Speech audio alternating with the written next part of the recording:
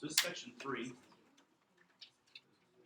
as we look at diplomatic and military power.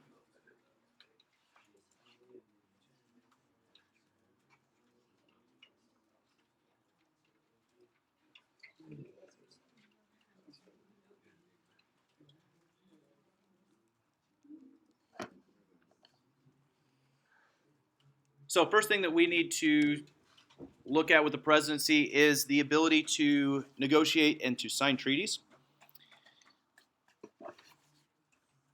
So these treaties are going to be formal negotiations between two or more nations, and they're going to make agreements based off of the best interests for themselves and those around them. One of the president's roles is to help negotiate those treaties. Do you think it's a good idea for the United States to be involved in treaties with other countries? Why? Why is it good for us to be involved in treaties? Treaties between the U.S. and other countries? Yeah. Well, the United States to be directly involved into treaties, is that a good thing? Should we be involved in any sort of formal agreement with another country? Or should we just do our own thing?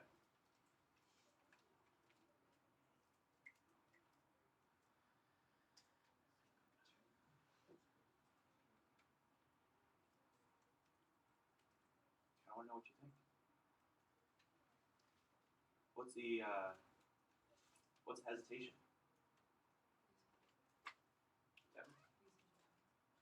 Reasons why we're involved? Is that what you're saying? Why we should be? Okay. Austin?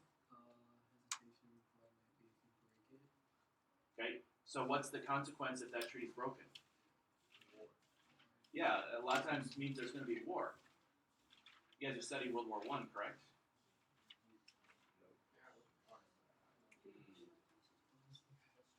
We need to go back and have a refresher on World War I. How did World War I begin? Two countries were pointing fingers and everyone was pointing fingers and then everyone broke. Okay, before the finger pointing started, what happened in Europe? Why did everybody take sides? The plague? No. You're going way too far back there. Was it what? They didn't agree with the government? No. World War I. Why did one assassination of one person? Remember, Archduke Franz Ferdinand, he got assassinated in a tiny little country in Sarajevo, Bosnia, and all of a sudden it blows up into this massive European war that eventually reaches out to North America too. Why did that one event spark such a major event in world history?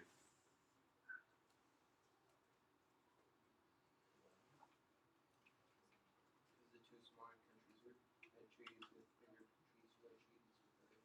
Precisely. So the little countries that were involved in the spark of this war, they had alliances or treaties, friendships with bigger countries. So what happens and we're going to use junior high because you're all graduated above junior high and you all are more mature than this, but in junior high, when one of your friends is attacked by somebody else, let's just say on Twitter or Facebook, somebody says something mean about your friend, what is your first response? I'm going to beat him up, I'm going to go back, I'm going to do something. Now, I'm not saying what should be your response, but that's our natural response. We can go to counseling, we can talk about what should our response be if we need to. But our first response is, I'm going to rise to their defense because they're my friend. So you attack my friend, you attack me. You're going to have to deal with me too.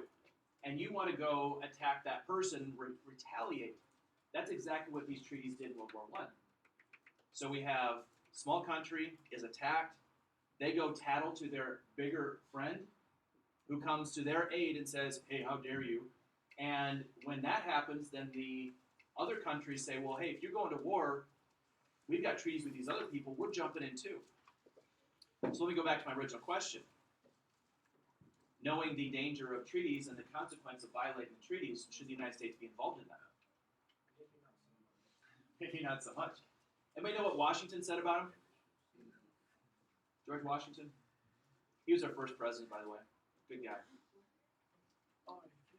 Yeah. He kind of knew what he was doing. What do you say about treaties? He said we shouldn't have them. He was very much against treaties with other countries. And I know that may surprise you, or you may wonder, well, why not? Why in the world would George Washington have cautioned us against them 200 years ago and said, don't get involved in treaties? He had seen war. He had seen the consequences of war. He had lost battles in the French and Indian War. He had suffered through the Revolutionary War, and he had said, listen, treaties are not going to help the United States. Now, many people will look back on that and they'll say, well, that was 200 years ago. Times have changed, things are different, the world is different now today. And that is true.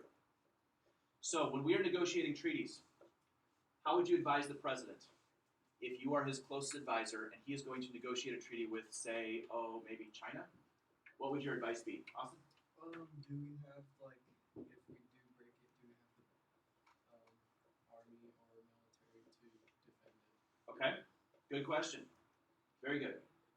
What other kind of questions or advice would you offer the president before he goes to negotiate a treaty with somebody?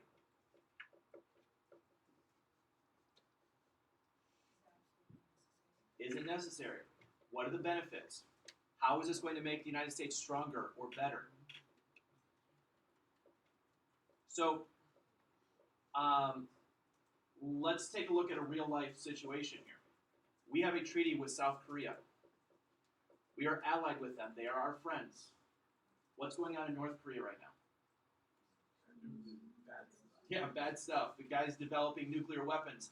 And so, what is going to happen if North Korea launches a nuclear weapon on South Korea? The United States We are now going to have to come to the aid of South Korea, and we're going to get pulled into a war. Unless we say, you know what? Yeah, we lied about that treaty. We don't really care about you that much, so we're just going to sit back and let you guys get taken over by this communist dictator, which looks bad on us. So when we think about treaties, this is a really important decision for the president to negotiate, and he's got to be careful about who we make treaties with. Sometimes it seems very innocent. One of the big things that you will hear often promoted is, hey, let's go help out some of these third world countries. Let's go into Africa where people need medical assistance. They need money. They need clothing. They need education. So let's play nice with our government. Let's make a treaty with them so we can go in there. We can be a help for them. And I think that's a noble cause. And I'm not criticizing that approach. However, one of the reasons why we may not jump into those countries, and you may say, well, kids are starving and life is terrible for them. But we have to look at some of the ramifications and the questions that some of you guys asked. Well, what's going to be the benefit for our country? What's going to be the long-term effect? Could this potentially draw us into a war? If this is a third world country, if it's in the heart of Africa, and all of a sudden they go to war with somebody else, that may eventually entangle us and bring us into that. And we may not really have a vested interest in that. So those are all the things the president has to consider when he is dealing with that. We sometimes will organize a treaty for our own defense to try to protect ourselves. That's what NATO is all about, the North Atlantic Treaty Organization. All these countries with similar ideas, they have a defensive alliance that if somebody comes to attack, then we're going to jump in to help each other out. Sometimes we have a treaty for trade.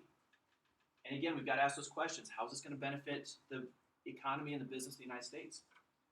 And so NAFTA is an example of that, where we have this treaty that will help us trade with North American countries. Sometimes we have treaties for travel, allowing people to go all over the world. And then sometimes we even have treaties that are environmental treaties, where we are working in the best interest to make life better in the world. Okay, so that was when he was announcing the Iran nuclear treaty that he had helped to negotiate and organize, and it had been approved through the Senate. And so the president had an opportunity to break that news and to share that with the American people of what that was going to accomplish. Now, he also has the power to make an executive agreement. This is less formal than a treaty. An executive agreement is a pact or an agreement here between two countries that are legally binding by the court systems. They do not require the approval of the Senate, however, because they're not an official treaty. So this would be like a junior treaty, if you want to think of it that way, or a secondary treaty. But the heads of the state agree to do something, and they go around Senate approval. And once again, this cannot contradict Congress in any way, shape, or form because it does not have congressional approval. If they want to take an executive agreement, they want to raise it up to a treaty, then they can go through Congress and get the Senate's approval off of that. So from time to time, leaders will make those type of decisions, and we'll go ahead and sign that together. But again, it's less formal. It is still legally binding, but not quite on the same level as a treaty when we look at executive agreement. The president also has the power here to recognize other countries. This is where we officially recognize and acknowledge that a country exists. While this may not seem like a big deal, when it comes to political matters and military matters, this is a huge deal. And it also matters with trade. So there are certain countries that have gone through a revolution where the United States will not formally acknowledge them. Catalonia is one of those. So Catalonia has declared their independence from Spain. They were formally part of Spain. Right now, there is the question of, are they really independent or are they just rebellious? The United States has not made a decision there. They've not formally recognized Catalonia. If we did recognize Catalonia, and President Trump said, yes, we acknowledge they're an independent country, that would be a huge step forward for that group of people. I doubt they're going to do that at this point. Usually, when we recognize a country, that's going to involve the exchanging of ambassadors. We're going to invite their ambassadors here, and they're also going to invite our ambassadors to their country, and that helps with negotiations and dealing with political issues there. The president also has military power. So in the video we watched on Monday, talked a little bit about this, how the president can send troops without congressional approval, but that's on a temporary basis.